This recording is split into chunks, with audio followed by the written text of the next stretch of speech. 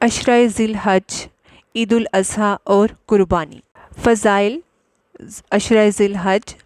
رمضان المبارک کے بعد ذی الحج کا مہینہ اسلامی مہینوں میں انتہائی اہمیت کا حامل ہے۔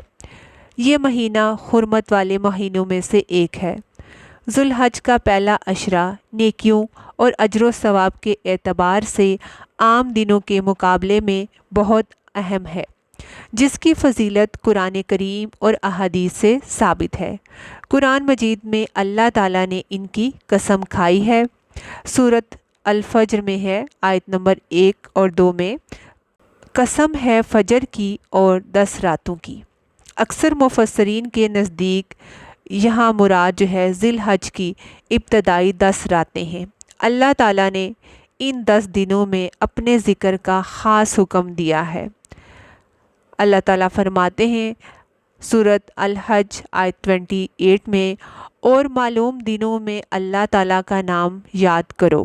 ابن عباس سے روایت ہے کہ ان معلوم دنوں سے مراد عشرہ ذی الحج کے 10 دن ہیں۔ یہ بخاری کی حدیث ہے۔ ان 10 دنوں میں کیے جانے والے اعمال اللہ تعالیٰ کو دیگر دنوں کی نسبت زیادہ محبوب ہیں۔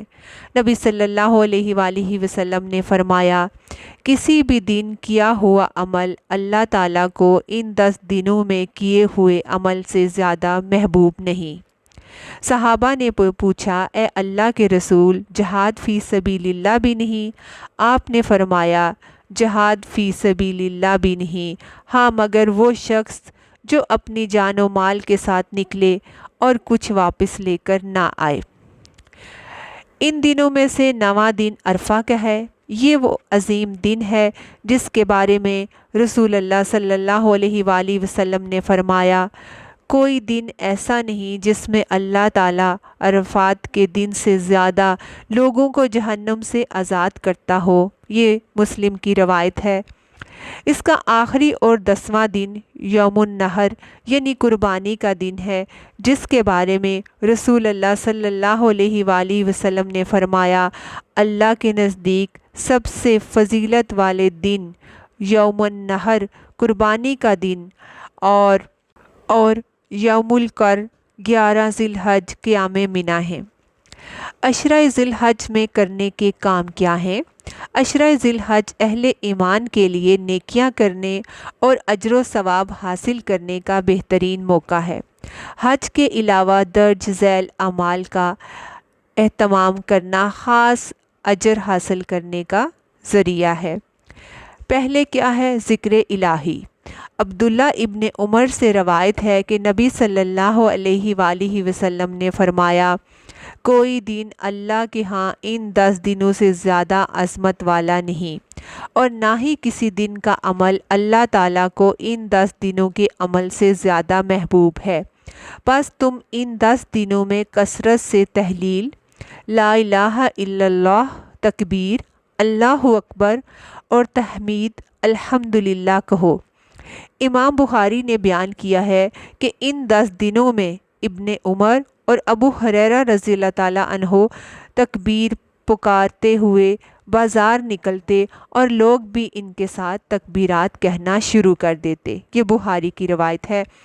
صحابہ کرام سے مختلف تکبیریں پڑھنا ثابت ہے، مثلاً اللہ اکبر، لا الہ الا اللہ، واللہ اکبر وللہ الحمد، اللہ اکبر کبیرہ والحمد للہ کثیرہ وسبحان اللہ بکرۃ و اصیلا۔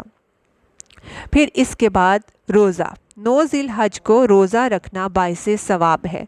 نبی صلی اللہ علیہ وآلہ وسلم سے یوم عرفہ کے روزے کے بارے میں پوچھا گیا تو آپ نے فرمایا کہ یہ گزشتہ سال اور آئندہ سال کے گناہوں کا کفارہ ہے۔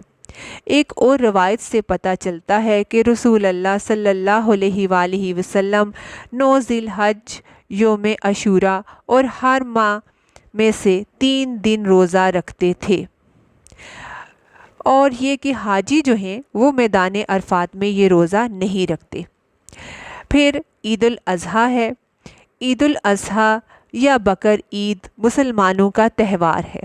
اسے بڑی عید یا عید قربان بھی کہا جاتا ہے۔ ساری دنیا کے مسلمان یہ عید ابراہیم علیہ السلام کی اس سنت کی پیروی میں مناتے ہیں جو انہوں نے اپنے بیٹے کی قربانی کی شکل میں جاری کی اور اللہ تعالیٰ سے اپنی محبت کی سچی مثال قائم کی۔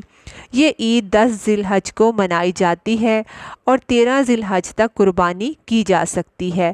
نبی صلی اللہ علیہ وآلہ وسلم مدینہ تشریف لائے تو آپ نے فرمایا، تم سال میں 2 دن خوشیاں منایا کرتے تھے، اللہ تعالیٰ نے تمہیں ان سے زیادہ بہتر 2 دن عطا فرمائے ہیں، عید الفطر اور عید الاضحیٰ۔ عید کے دن کرنے کے کام: غسل کرنا، خوشبو لگانا، بہترین لباس پہننا، تکبیرات پڑھنا، عید کی نماز سے قبل کچھ نہ کھانا، نماز عید کے لیے جلد جانا، خواتین اور بچوں کو عیدگاہ لے کر جانا، اذان اور تکبیر کے بغیر عید کی نماز پڑھنا، نماز کے بعد خطبہ سننا، استطاعت کے مطابق قربانی کے جانور کو ذبح کرنا، گوشت کی تقسیم کرنا اور باہم ملتے ہوئے ایک دوسرے کو دعا دینا۔ صحابہ جب آپس میں ایک دوسرے سے ملتے تھے تو کیا بولتے تھے؟ تقبل اللہ منا و منکم، اللہ تعالیٰ ہم سے اور آپ سے عبادت کو قبول فرمائے۔ نماز عید کے لیے ایک راستے سے جانا اور دوسرے سے واپس آنا۔ پھر اس کے بعد قربانی۔ عشرہ ذی الحج کی آخری مگر اہم ترین عبادت جو ہے قربانی ہے۔ قربانی لفظ جو ہے وہ قرب سے نکلا ہے۔ اصطلاحاً قربانی سے مراد وہ عمل ہے جو اللہ تعالیٰ کی رضا اور قرب کے حصول کے لیے جانور ذبح کرنے کی شکل میں 10 ذی الحج سے 13 ذی الحج تک کیا جاتا ہے۔ اب قربانی کے کیا مقاصد ہونے چاہیے؟ نمبر 1، اللہ کی رضا و خوشنودی حاصل کرنا، خالصتاً اللہ کے حکم کی اطاعت کرتے ہوئے اس سے محبت کے اظہار اور اعتراف کے طور پر اپنے آپ کو ہر طرح کی ریاکاری سے بچاتے ہوئے جانور ذبح کرنا ہی قربانی کا اصل مقصد ہے۔ قرآن مجید میں نبی صلی اللہ علیہ وآلہ وسلم کو خطاب کرتے ہوئے اللہ نے فرمایا، الکوثر سورت اور آیت نمبر کیا ہے؟ 2، اپنے رب کے لیے نماز پڑھ اور قربانی کر۔ ایک اور جگہ فرمایا، سورت انعام آیت 162، کہہ دیجئے بے شک میری نماز، میری قربانی، میرا جینا، میرا مرنا رب العالمین کے لیے ہے۔ پھر قربانی کا کیا مقصد ہونا چاہیے؟ تقویٰ کا حصول۔ تقویٰ ایک مسلمان کی شان اور اس کے مومن ہونے کی علامت ہے۔ اللہ کی خاطر قربانی کرنے سے اصل مقصود اسی تقویٰ کی صفت کو نشو و نما دینا ہے، نہ کہ ایک دوسرے پر فخر جتانا یا مقابلہ بازی کرنا۔ لہٰذا اس سنت ابراہیمی کی یاد تازہ کرتے وقت اللہ کی مکمل اطاعت کا جذبہ دل میں نہ ہو تو جانوروں کا خون بہانا، گوشت تقسیم کرنا اور خود کھانا محض ایک بے روح عمل ہے جس سے کوئی فائدہ نہ ہوگا۔ اللہ تعالیٰ سورت الحج 37 آیت میں فرماتے ہیں، اللہ کو نہ یہ جانوروں کا گوشت پہنچتا ہے اور نہ ان کا خون، اسے صرف تمہارا تقویٰ پہنچتا ہے۔ قربانی کی اہمیت۔ قربانی کا حکم آدم علیہ السلام سے لے کر رسول اللہ صلی اللہ علیہ وآلہ وسلم تک تمام آسمانی شریعتوں میں رہا ہے۔ اللہ تعالیٰ فرماتے ہیں سورت الحج آیت 67 میں، ہم نے ہر امت کے لیے ایک طریقہ عبادت قربانی مقرر کر رکھا ہے، وہ اس پر چلنے والے ہیں۔ قرآن مجید میں بہت خوبصورت انداز میں ابراہیم علیہ السلام کی قربانی کا ذکر کیا گیا ہے۔ فرمایا، سورت صافات آیت نمبر 108 اور 99 to 108 میں اللہ تعالیٰ فرماتے ہیں، اور ابراہیم نے کہا، میں اپنے رب کی طرف جاتا ہوں، ان قریب وہ مجھے رہنمائی کرے گا میری۔ اے میرے رب، مجھے صالحین میں سے اولاد عطا کر۔ تو ہم نے اس کو ایک حلیم بردبار بیٹے کی بشارت دی۔ وہ لڑکا جب اس کے ساتھ دوڑ دھوپ کرنے کی عمر کو پہنچ گیا تو ابراہیم علیہ السلام نے کہا، بیٹا میں نے خواب میں دیکھا کہ میں تجھے ذبح کر رہا ہوں، تیرا کیا خیال ہے؟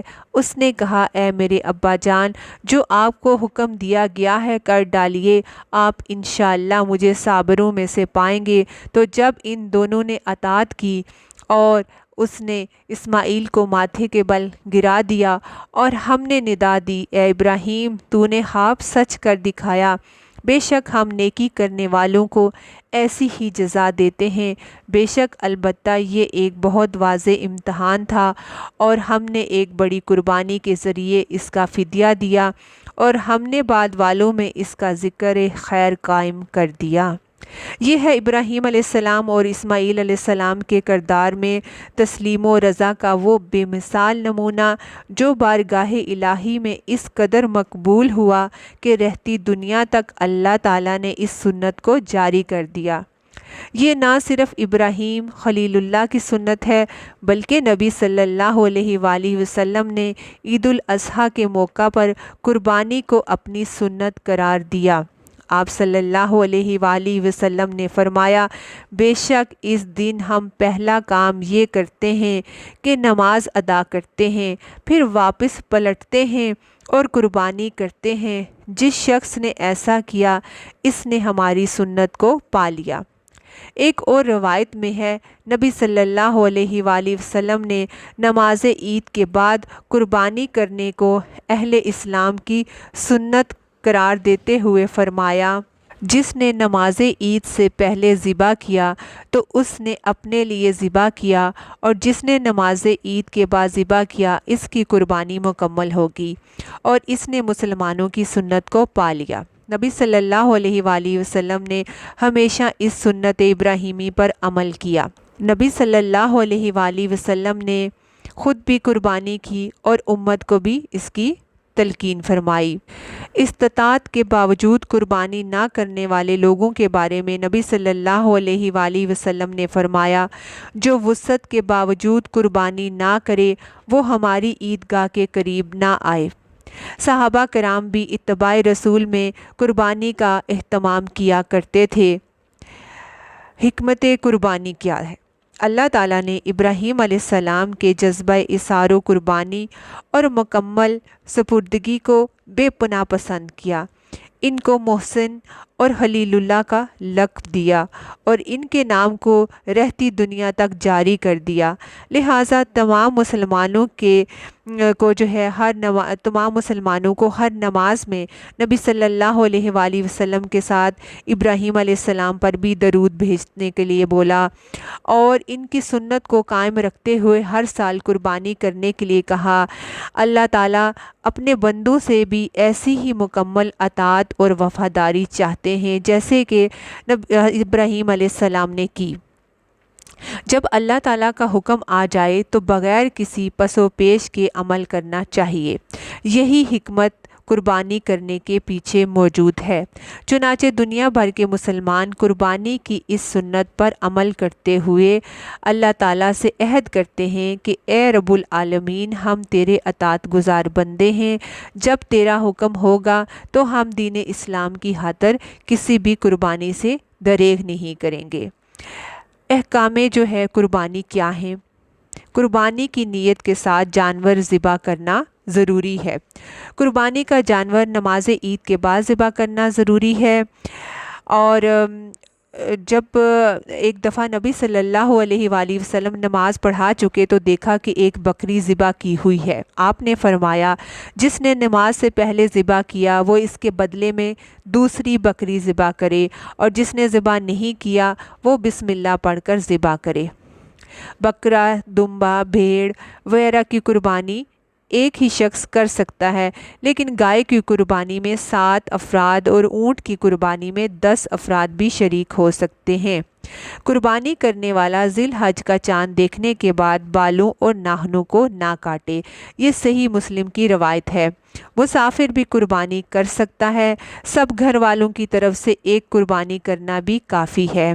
کسی رشتہ دار، دوست یا تمام مسلمانوں کی طرف سے بھی قربانی کی جا سکتی ہے۔